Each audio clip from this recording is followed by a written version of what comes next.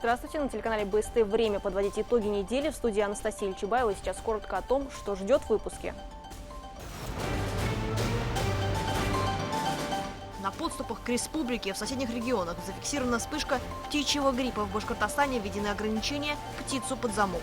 Кур-то жалко, они молодые, что же делать? Будем беречь, вот в сараях держать, чтобы птички даже не попадали. Лаборатории проводят анализы, ветслужба мобилизована. Наши специалисты переведены на круглосуточный, скажем, прием материала. Дата, которую не принято отмечать, но помнить нужно.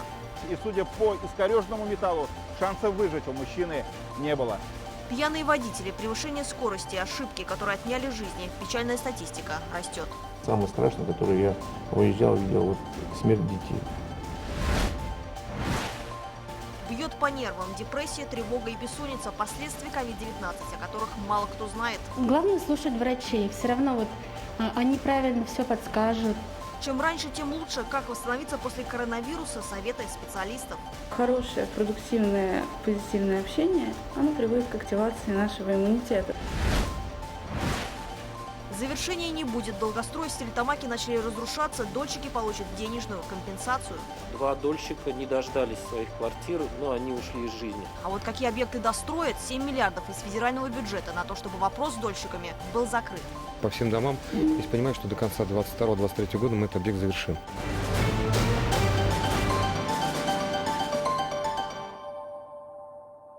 В Абзелиловском районе обнаружено тело рыбака, вмерзшее в лед. Как сообщает Госкомитет Башкортостана, по чрезвычайным ситуациям 50-летний мужчина отправился на рыбалку. Отойдя от берега примерно на 100 метров, он провалился под лед и утонул. В обстоятельствах сейчас разбираются правоохранительные органы. В связи с понижением температуры воздуха спасатели усиливают профилактическую работу. Лед еще очень тонкий, говорят специалисты, 4-5 сантиметров. Безопасной же является толщина не менее 10-12. Сотрудники управления гражданской защиты Уфы предупреждают об опасности выхода на еще не окрепшую поверхность. Основная масса местных жителей относится к подобным рейдам с пониманием. Я вас услышал, я сразу ассоциативная связь появилась у меня, что, может, какие события могут произойти. Когда выходишь, вспоминаешь свое детство, ходили на лед и прочее, погибали люди и так далее, и так далее. В Кировском районе случаев пока не было. В связи с этим у нас еще дополнительно также устанавливаются аншлаги, особенно на тех местах, где люди уже давними тропами пытаются перейти в водоемы, реки, озера, и на них, соответственно, устанавливают специальные аншлаги, запрещающие выходе на лед. Башкортостан в окружении птичьего гриппа. В соседних регионах то и дело возникают вспышки заболевания. С начала года зафиксировали больше 70 случаев заражения в 11 регионах страны. Это в 15 раз больше по сравнению с прошлым годом. В Татарстане тысячами уничтожают поголовье пернатых. Очаги заражения есть и в Челябинской области. В Башкортостане специалисты ежедневно проводят тесты и мониторинг ситуации. Ветеринарные службы подготовили технику для ликвидации очага. Подробности далее. Гусей и кур Любовь Егорова посадила на самоизоляцию. В нескольких регионах страны зафиксированы вспышки птичьего гриппа. Вирус может прилететь и в республику, поэтому так называемое безвыгульное содержание – это одна из рекомендаций управления ветеринарии в Башкортостане. Владельцам личных подсобных хозяйств также советуют забить птицу сейчас, не дожидаясь заноса инфекции. Забьем уж, кур уж будем смотреть. Кур-то жалко, они молодые, что же делать? Будем беречь, вот в сараях держать, чтобы птички даже не попадали. Нет, и так уж будем делать. А то совсем что все кончаешь-то, то жить надо. На живое живом, думаю, надеяться на лучшее. Симптомы гриппа у птиц – вялость, запрокидывание головы, потеря аппетита, посинение гребешка и бородки. Также пернатые могут быть только переносчиками и заражать других. Так, в Зеленодольском районе Татарстана пришлось уничтожить почти 200 тысяч домашних птиц. Убили специальным бескровным методом и сожгли поголовье и рядом с границей Башкортостана в Муслюмовском районе. Отсюда до границы Татарстана чуть больше 5 километров. Именно рядом с селом Дусаево в конце октября была зафиксирована вспышка птичьего гриппа. Ликвидировали, уничтожили больше 4000 голов птицы. После этого в Бакалинском районе и усилили меры по предупреждению вируса. На ветеринарной станции подготовили технику для дезинфекции. Агрегаты начали активно использовать еще с наступлением пандемии для профилактики коронавируса. Они вообще предназначены для дезинфекции с любым раствором, но для противовирусные препараты мы используем ГАН, используем кимицид. Гербицид вот используют даже при наличии животных. Гам, конечно, уже когда животных приходится удалять из помещений. Еженедельно ветеринарные службы отправляют в управление на экспертизу образцы, проводятся ПЦР-тесты. Для ПЦР-диагностики вообще подходит любой материал, независимо тропы, там корма привезли, яйца привезли, любой, даже корма можно исследовать на наличие вот этого вируса. Птичий грипп может быть опасен и для человека. Вирус способен мутировать. Заразиться, по словам специалистов, можно при контакте с инфицированными пернатыми, сырым мясом и яйцами. Пищевая продукция, которая поступала и поступила на территорию Республики Башкортостан из неблагополучных регионов, мы ее оперативно исследуем. Наши специалисты переведены на круглосуточный, прием материала. И работа организована в выходные и праздничные дни. Поступившие материалы на сегодняшний день все отрицательные. Для диагностики используют также выездные лаборатории. На месте при положительном результате специалисты могут начать ликвидацию заболевания. ПЦР-диагностика, ИФА-диагностика, то есть все необходимые микроскопы, все необходимые реагенты для постановки практически любого диагноза на месте, то есть в полевых условиях. Чтобы вирус не покинул очаг заболевания, как правило, используют мобильные санпропускники. Внутри грязная и чистая зоны. Здесь имеется нагреватель воздуха, нагреватель воды. В любую погоду, выходя из инфекции, специалист может оставить здесь свою грязную одежду, здесь принять душ полностью и выйти, одев чистую одежду.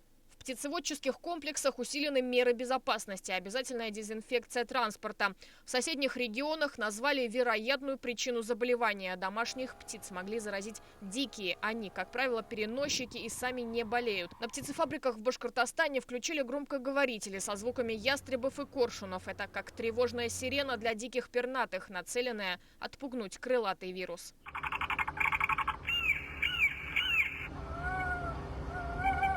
Лилия Курбанова, Булат Закирьянов. Итоги недели.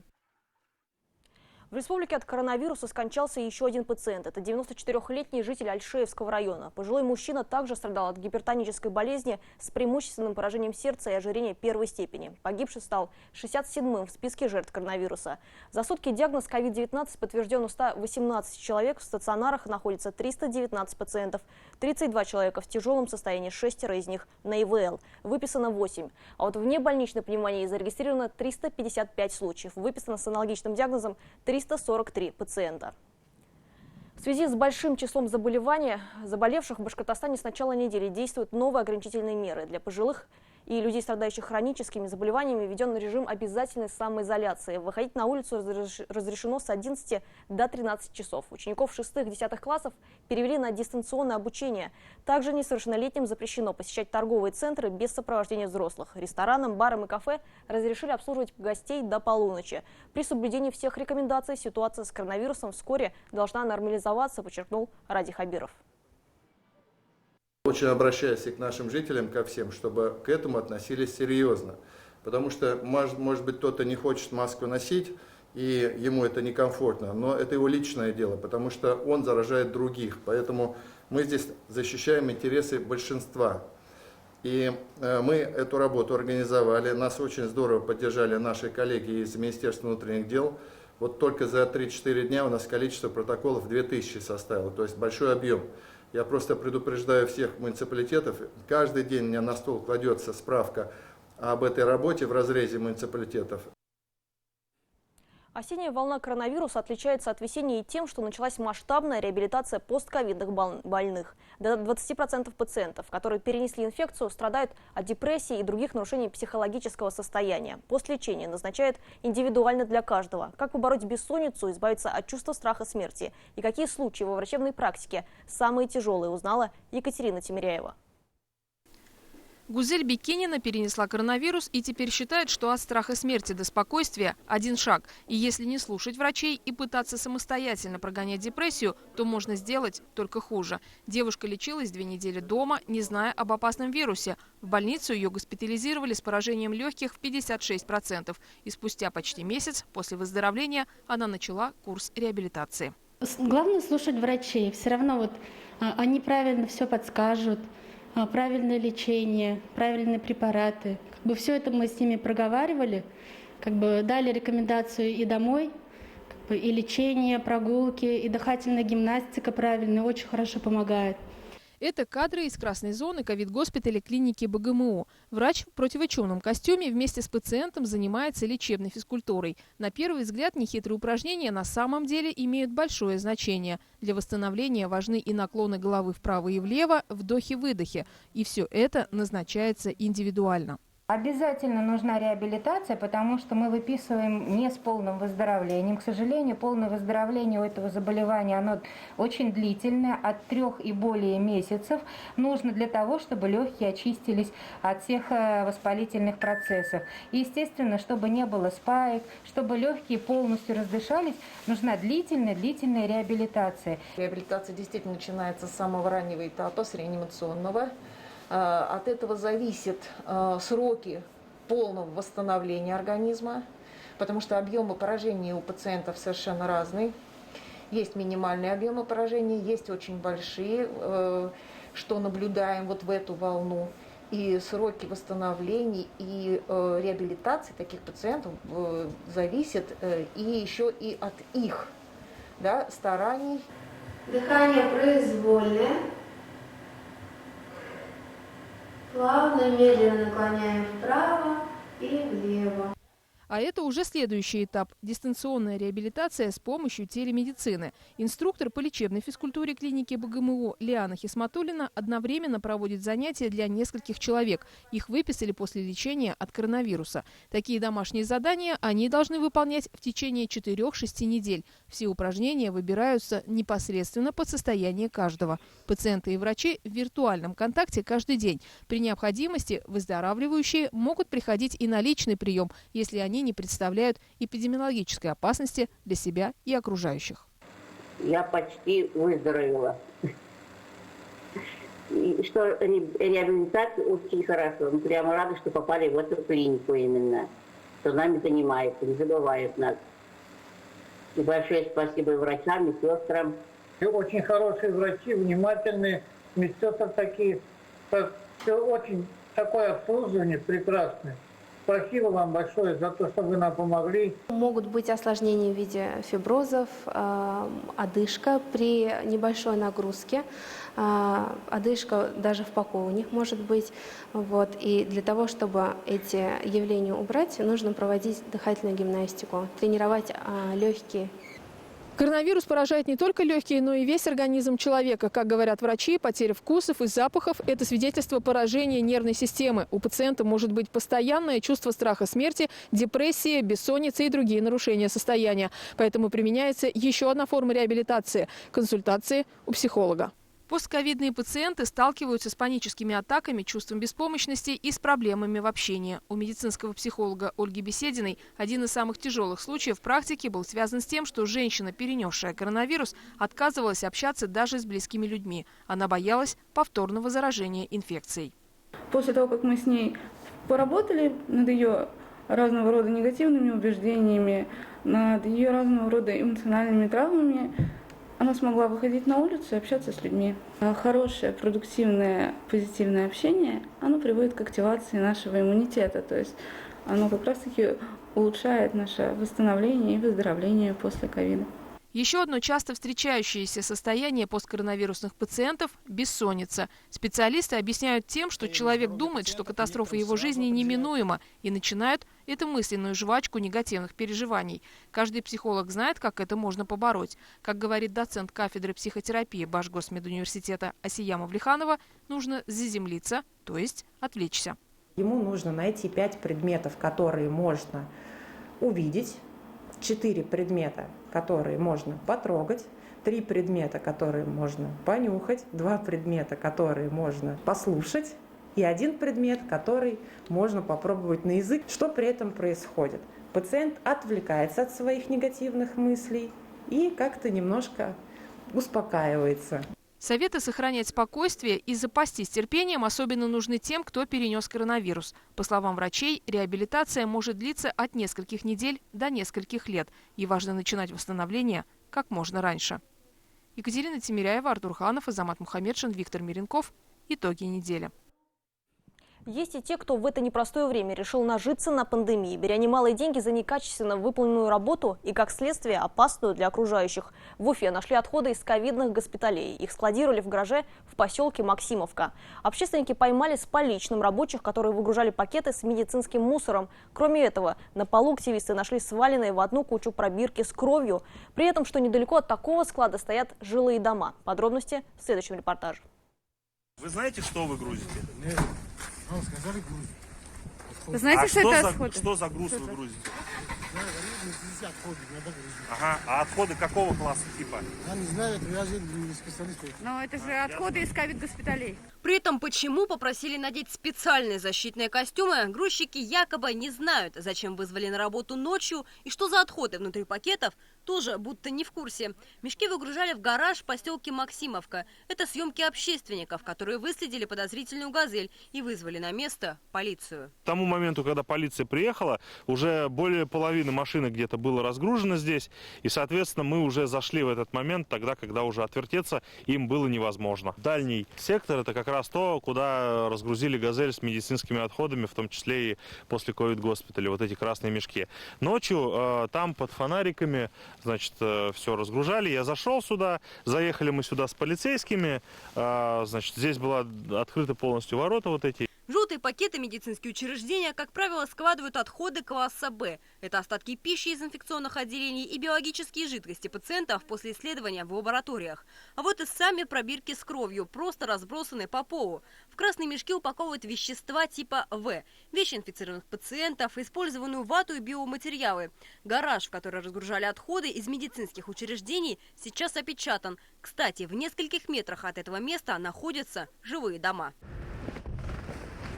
Что за отходы, отказался говорить экспедитор. С поличным бригаду рабочих поймали общественники и на другой точке. Это кадры, сделанные уже в Уфимской промзоне. Вы с этого предприятия, вот отсюда? Нет. Нет? Нет. А вы сюда едете сейчас? Да нет.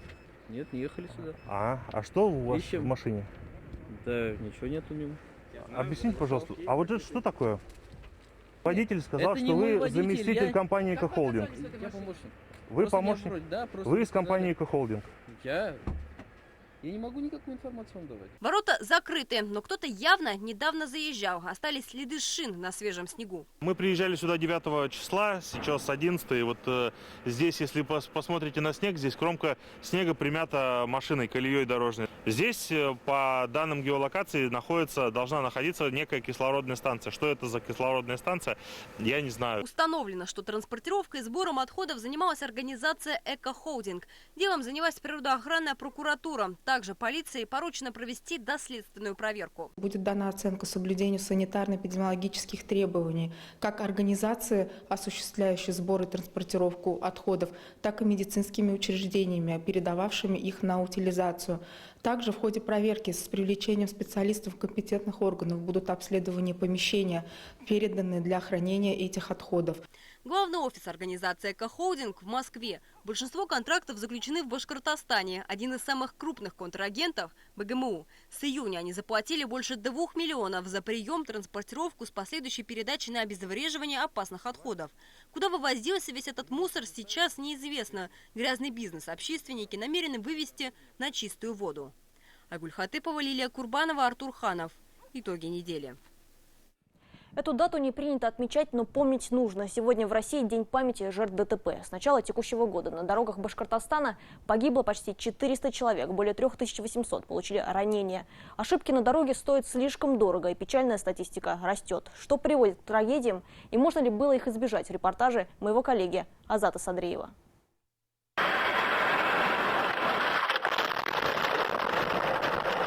Это кадры, пожалуй, самой крупной аварии, которая произошла в Уфе в текущем году. Двухтонный Toyota Land Cruiser, пролетев на красный свет, на огромной скорости влетает во встречные автомобили на улице Сочинская. В массовые ДТП попали 7 машин. Меньше всего повезло водителю и 3 пассажирам отечественной «девятки», которые приняли на себя основной удар. Хэтчбэк разорвало на части, 2 человека погибли на месте. Еще один, сидевший в салоне, скончался в больнице на следующий день. Экспертиза показала, водитель внедорожника был в состоянии алкогольного опьянения. А вы можете сказать, откуда вы ехали? Я вообще не ехал никуда, я вообще шел пешком. С начала года по вине нетрезвых водителей произошло 323 дорожно-транспортных происшествия. Довольно часто аварии провоцируют и пешеходы, перебегающие дорогу в неположенном месте, или идущие ночью по трассе без светоотражающих элементов на одежде. Во многих населенных пунктах Башкортостана, особенно в сельской местности, нет безопасных тротуаров, что тоже порой приводит к трагедиям.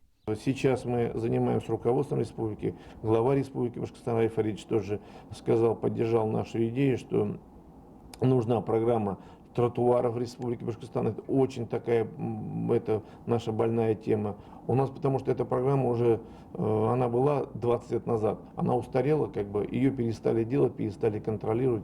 Я очень сожалею. Я виноват. Я буду отвечать по всей строгости закона. Этому водителю есть за что раскаиваться. Сев пьяным за руль в Иглино, он сбил группу школьников, которые направлялись за своими аттестатами. 15-летняя выпускница погибла на месте ДТП. Еще 3 детей оказались на больничной койке. И этой трагедии можно было избежать, если бы водитель был трезв, а по пути в образовательное учреждение были те самые тротуары. Из-за их отсутствия подростки шли по обочине дороги. Я выезжаю, где 2 и более погибших, или тяжкие ДТП. Вот, допустим, я выезжал на трагедию наезд на ребенка в Иглинский район. Ну, сами понимаете, дети, когда на дорогах погибают, это очень, так скажем, тяжело. Я думаю, это самое страшное, которое я выезжал, видел, смерть детей. В общей сложности с начала года на дорогах республики произошло 347 ДТП с участием детей, в которых 11 несовершеннолетних погибли. 374 получили травмы различной степени тяжести.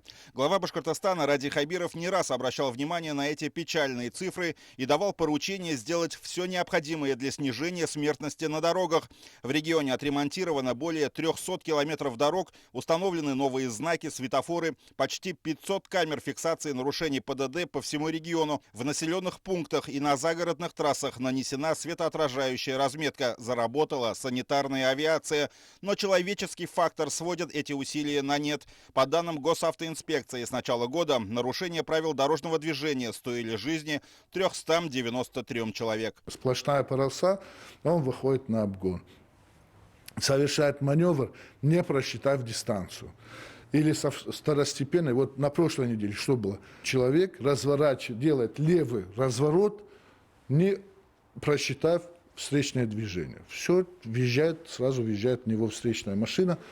Смертельный исход. 7 случаев за 1 неделю. Основная причина смертности на дорогах – превышение скорости и аварии в результате лобовых столкновений. Наиболее тяжкие последствия традиционно фиксируются на загородных трассах.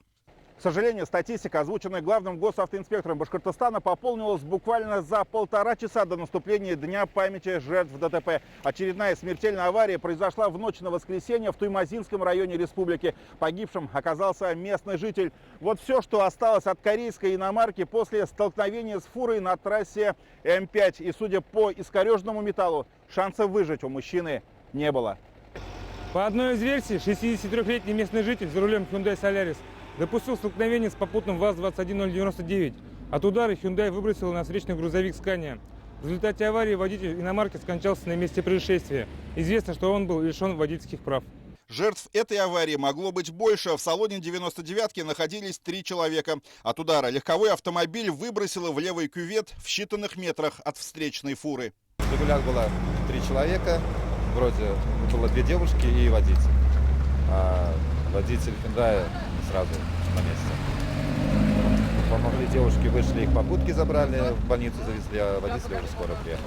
День памяти и скорби не принято отмечать, но и забывать об этой дате нельзя. Как и то, что правила дорожного движения написаны кровью.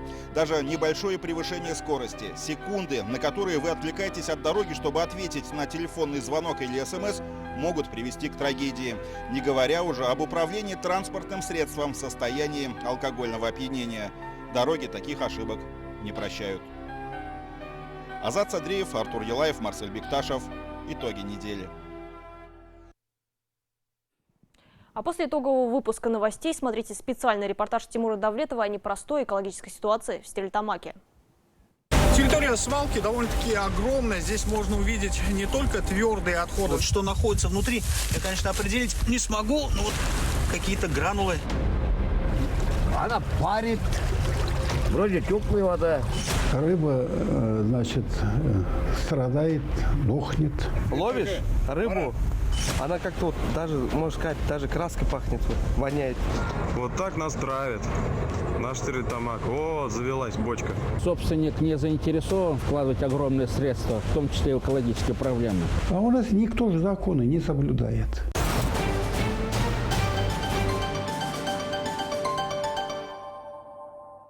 А сейчас новости короткой строкой от моего коллеги Эмиля Басареева. Дело об изнасиловании экс-дознавательницы пересмотрят. Бывшие сотрудники МВД вновь отправлены под домашний арест. Кассационный суд Самаре отменил решение Верховного суда республики, отправил дело на пересмотр. Летом Фемида признала Салавата Галиева и Эдуарда Матвеева невиновными, а Павла Еремчука приговорили к 4 годам лишения свободы. Теперь дело направлено в апелляционную инстанцию на новое рассмотрение в ином составе суда. В Белорецком районе волк зашел в деревню и напал на людей. Пострадавшим с трудом удалось отбиться от хищника. На место ЧП прибыл участковый Азат Галимов. Полицейскому пришлось применить табельное оружие. Уложить серого разбойника удалось только с нескольких выстрелов. По предварительной информации, волк не страдал бешенством. Убитое животное доставили в Уфу для дополнительных исследований. В Башкортостане ищут родственников погибших солдат. Как сообщили в региональном отделении поискового движения России, останки красноармейца Шабанова Алексея Григорьевича, жителя Уфимского района, нашли на острове в Финском заливе. При нем был нож с фамилией. Лялюк Василий Павлович, уроженец Благоварского района. Его медальон был найден в Новгородской области. И Соколов Петр Николаевич из Гафурийского района. Погиб в Ленинградской области и считался пропавшим без вести с 1941 года. В сеть утекли пикантные фотографии уфимских моделей. Девушки приняли участие в съемке для новогоднего календаря по заказу одного из заводов в Благовещенске. Модели позировали среди станков в рабочей форме, в купальниках и нижнем белье. Для корпоративного календаря им обещали выбрать только приличные фото. Однако каким-то образом часть снимков, в том числе и довольно откровенных, попали в интернет. Возмущенные модели утверждают, что с ними этого не согласовывали, а за съемку даже не заплатили. Заявление в полицию они уже написали. Апимондии в Уфе в следующем году не будет. Конгресс Международной Федерации пчеловодческих ассоциаций пройдет в башкирской столице в 2022. Такое решение исполнительный комитет форума принял из-за пандемии. Подавляющая часть членов Международной Федерации высказалась за перенос сроков проведения Конгресса. В республике заработала служба «Автоволонтеры». Колл-центр при региональном исполкоме «Единой России» принимает заявки от граждан категории 65+, и хронически больных. Волонтеры центра «Наша забота» доставляют продукты и лекарства. Оставить заявку можно по телефону колл-центра 8 800 201 8903 с 9 утра до 6 часов вечера. Житель Уфимского района Олег Апсан собрал высокопроходимый внедорожник. Свое детище он назвал Бигфутом и теперь испытывает его в окрестностях своей деревни. Машине не страшны ни овраги, ни болота, а на ее сборку пошли самые разнообразные детали. Колеса от комбайна, двигатель от ВАЗовской «девятки», кабина из металлических листов и фанеры.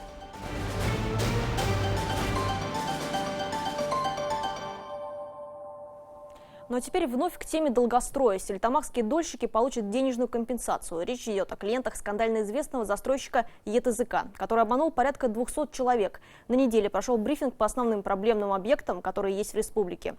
И сейчас ситуация уже не кажется столь беспросветной. Во всяком случае, работа по решению ведется. Из федерального фонда выделены почти 7 миллиардов рублей. До конца 2023 года, как подчеркнул Ради Хабиров, вопрос с дольщиками должен быть полностью исчерпан. О некоторых объектах расскажем в следующем материале. Когда дольщики покупали квартиру, пятиэтажек не было, церкви не было. Вот этих вот домов не было. 6 лет назад Павел Дубов решил приобрести однокомнатную квартиру в доме по улице Былинной, который тогда был одним из первых в строящемся микрорайоне. По деньгам вполне приемлемо, да и застройщик, компания ЕТЗК, казалось, внушал доверие. 2 этажа из 9 уже были возведены, сдать объект обещали через год. Однако работы на площадке со временем прекратились. Кто-то вкладывал мат-капитал, для кого-то это было единственное жилье, и они до сих пор платят ипотеку, абсолютно ни за что. 2 дольщика не дождались своих квартир, но они ушли из жизни. В подобной ситуации оказались и участники долевого строительства дома по улице Артема. Эта 18-этажка тогда должна была стать самой высокой в городе, но дальше 4-го этажа строители не продвинулись. На тот момент, когда мы это все оформляли, у него был офис ЕТЗК в центре города, очень в престижном районе. Гендиректора строительной компании Оганеса Егояна впоследствии арестовали и предъявили обвинение в мошенничестве. Согласно обвинительному заключению, он вместе с сообщниками продавал будущее жилье по ценам ниже рыночных, фактически не планируя завершать строительство. Пострадали порядка 200 человек в Стерлитамаке, еще более 100 в Ярославской области, где также засветилась эта скандальная фирма-застройщик. Наверное, где-то там должна была быть моя квартира. По состоянию на ноябрь 2020 года в Стерлитамаке это 2 самых крупных проблемных объекта. Достроить оба дома уже не удастся. За несколько лет в конструкциях начались необратимые изменения. Кроме того, эксперты нашли ряд грубейших нарушений в процессе работ. В администрации города заявляют о единственно возможном варианте, на который могут рассчитывать обманутые дольщики. 29 октября было рассмотрение в Москве на правлении Совета по решению проблемы обманутых дольщиков. Были рассмотрены как раз эти 2 объекта, в том числе, где было принято решение по возмещению компенсации за квартиры, приобретенное жилья. На сегодня Федеральный фонд защиты прав дольщиков – основной механизм решения проблем долгостроев. Так, в Уфе предполагается достроить 2 незавершенных дома компании «Интеграл» в Затоне и по одному дому застройщиков «Башинвестдом» и «Инвесткапиталстрой». До конца 2020-го наблюдательный совет фонда рассмотрит заявки на софинансирование 9 объектов компаний «Самострой» и «Башстройкомплект», в которых числится 310 обманутых дольщиков. Кроме того, у нас еще есть несколько крупных объектов, такие как группа компании «Госстрой», порядка 2500 дольщиков, и группа компании «Крона», это объект «Серебряный ручей». Если говорить про группу компании «Госстрой», то инвесторы группы компании «Садовое кольцо» уже приступили к работам по завершению домов. В этом году планируется создать более 800 квартир, 800 человек получат свои ключи. Ну и, в принципе, по всем домам, если понимать, что до конца 2022-2023 года мы этот объект завершим. А вот в отношении застройщика «Серебряного ручья» сейчас идет процедура банкротства. Только после этого чиновники смогут подать документы в фонд. Достроить должны проблемные объекты жилого комплекса «Весна» в Октябрьском. Правда, есть много технических замечаний, которые придется устранить. У нас были фотографии балконов в жилом комплексе «Весна» в городе Октябрьском. Вот они. Они не по ширине окон и балконных блоков. Мы видим с вами вот красным. Вот, пожалуйста. Это же не только с точки зрения, наверное, некрасиво, но это небезопасно, на самом деле. Поэтому это будет устраняться обязательно. Совместная работа с Федеральным фондом идет в отношении 89 объектов. В общей сложности в Башкортостане остается 125 проблемных домов. Для помощи пострадавшим направлено почти 7 миллиардов рублей. До конца 2023 года, как подчеркнул Ради Хабиров, вопросы должны быть решены. И тогда не только сами дольщики, но и чиновники смогут выдохнуть, чтобы, цитата, «перекинуть силы на созидание, а не разгребание завалов». Артур Шамсудинов, Артур Ханов и Родион Матвеев. Итоги недели. Территория женского счастья онлайн. К открытой академии сегодня могли присоединиться все жительницы республики. На канале БСТ юбилейная, 10-я по счету площадка прошла в телевизионном формате. В прямом эфире Айдар Галимов показал рецепты легкого завтрака, Карина Хабирова лепила пельмени, а героини территории женского счастья меняли свою внешность. На протяжении 3 часов приглашенные гости обсуждали вопросы, которые волнуют каждую представительницу прекрасной половины человечества. Подробнее Динара Таймасханова. Давай сначала, знаешь, с чего начнем? Вот эти ягодки можно будет положить вот сюда. Мы набрасываем ягодок в эту посудинку. Важно, какие это ягодки? Главное, чтобы они были более-менее свежие, да, это органические. И вкусные. Рецепт завтрака простой. Йогурт, мюсли и ягоды. Айдар Галимов признается, на сцене он чувствует себя увереннее, чем на кухне. В руках не микрофон, а продукты. Такая смена деятельности для артиста в новинку. Чай заваривать умею, картошку, там, яичницу. А сегодня вот кое-что для себя даже как-то новые какие-то горизонты открыл. И ничего, неплохо получается. Я в дальнейшем буду практиковать. Ну, до этого было нечасто, дальше придется почаще, по-моему. Все знают, что я вот такой. Айгуль Янторина – мама 4 детей, одна из героинь проекта. Из-за проблем в семье ей пришлось обратиться в ресурсный центр. Чаще всего сюда попадают женщины, которые столкнулись с насилием. После работы с психологами время изменить цвет волос. Свой новый внешний вид героини увидят только в конце передачи. Раньше всегда смотрела такие передачи, и мне было интересно, как туда попадают. Я прям хотела попасть, чтобы мне подсказали, научили. И сейчас я здесь, я прям рада. Все равно это же, получается, настроение улучшается, уверенность появляется в себе. За год существования Академию «Территория женского счастья» посетили 23 тысячи человек. Площадки разворачивали в городах и районах республики. Перевести 10-й по счету проект. Из-за эпидситуации пришлось в телевизионный формат. Монтаж студии занял целые сутки. И все это ради 3-часового прямого эфира. Гостевой диван ни минуту не пустовал. Диетолог, организатор пространства, визажист, эксперт по здравоохранению рассказали о самых интересных лайфхаках в повседневной жизни. А уже в скором времени консультацию специалистов можно будет получить лично. Вот сейчас как раз-таки специалистов мы отправляем в районы, и уже 25 ноября у нас выезжает первая группа специалистов в рамках территории женского счастья, которая проходит сегодня. 25 ноября выйдет группа специалистов по запросу данного района на консультации. Зеленые, красные и коричневые пельмени. Чтобы поесть изысканное блюдо, не обязательно идти в ресторан. Карине Хабирова рассказала о секрете цветного теста. Можно просто добавить сок шпината или моркови. При этом соединить в женщине хозяйку и карьеристку реально, отметили приглашенные гости проекта. По видеосвязи к телемарафону присоединились певица Алсу и доктор Комаровский. Зачастую решение проблем женщин не требует миллиардов рублей, может быть, каких-то больших вложений, а чуточку внимания, объединение усилий различных структур и общественных, и представителей власти, и в то же время помочь найти именно ту нишу для каждой женщины, чтобы обрести себя.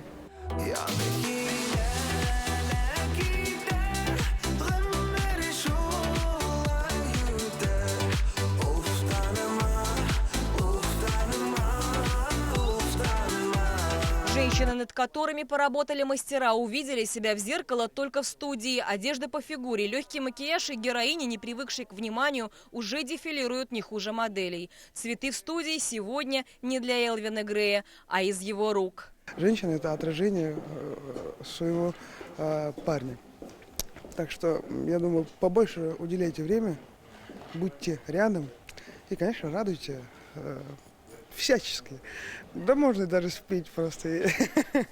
На следующий год открытую академию планируется представить в Санкт-Петербурге на 3-м Евразийском женском форуме. К проекту, зародившемуся для женщин Башкортостана, удастся привлечь международное внимание. Динара Таймасханова, Роберт Давлетбердин и Виктор Меренков. Итоги недели.